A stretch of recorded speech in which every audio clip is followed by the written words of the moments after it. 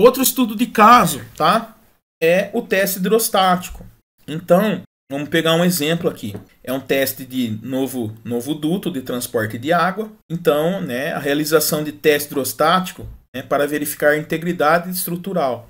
Então, o que é o teste hidrostático? Por exemplo, aqui, ó, eu tenho um duto. Então, o que eu faço? Eu fecho ele, né, para que não vaze água nas extremidades. Eu vou fazer de alguma maneira. E eu vou ter que colocar água nesse duto e vou dar uma pressão com essa água.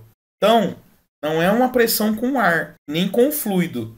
É com água, tá? Por isso que fala hidrostático. Eu preciso colocar algo, né, aquoso ali, tá?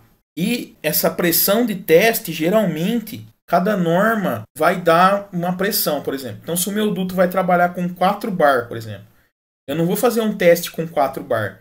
Eu vou fazer com uma porcentagem acima de 4 bar para mim garantir que, se numa pressão acima de 4 bar, que é a pressão de trabalho, por exemplo, eu vou colocar lá 6 bar, né, que seria 50% a pressão de trabalho.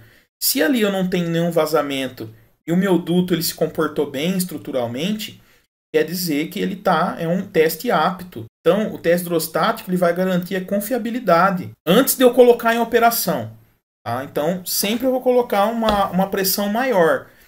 Professor, qual pressão que eu vou colocar? Aí vai do procedimento, aí vai da norma que você vai estar trabalhando. Tá? O ASME, por exemplo, ele dá normas assim, né, para você colocar uma pressão maior para teste. Então, por exemplo, que nem eu falei, se um duto está trabalhando com 4 bar, vai ser a máxima pressão de trabalho dele, de utilização dele. Se eu fazer um teste com 7 bar, por exemplo, né, eu estou acima, né, numa pressão acima, e vou garantir, se ele não vazar, se ele aguentar estruturalmente, eu estou garantindo que eu posso colocar em operação que ele não vai ter problema. Então, né, eu garanto esse tipo de confiabilidade no meu material.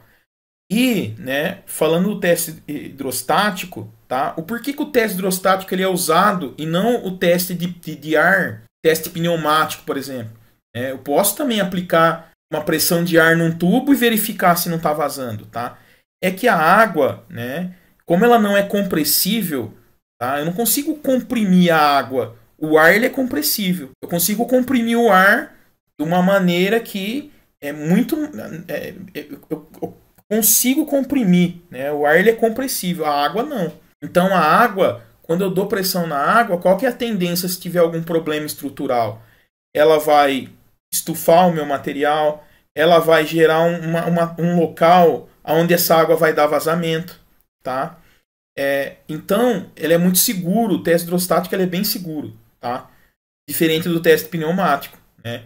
Então a gente sabe aí, por exemplo, um cilindro de gás, né, quando ele tem algum problema de vazamento, ele pode estourar, ele vira um míssil. Então, a água não, né? Então ele é um teste seguro, né? Um teste que dificilmente ele vai mexer com a estrutura, né? Com a integridade do meu duto, tá? Daquilo que eu tô inspecionando, tá? Então o teste hidrostático ele é muito importante.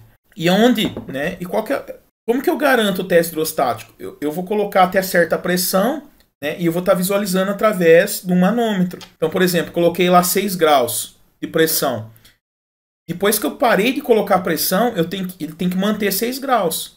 Desculpa, 6 graus não, 6 bar. Ele tem que manter os 6 bar, ele tem que manter a pressão lá. O quilograma força por centímetro quadrado que eu vou estar usando. Então, se ele manteve, quer dizer que eu não estou tendo vazamento, que a minha tubulação está suportando a pressão, está tudo certo. Agora, por exemplo, eu tive um decaimento na pressão. Estou tendo um decaimento na pressão, eu tenho vazamento. Então, pode procurar que em algum ponto está tendo um vazamento. Bom?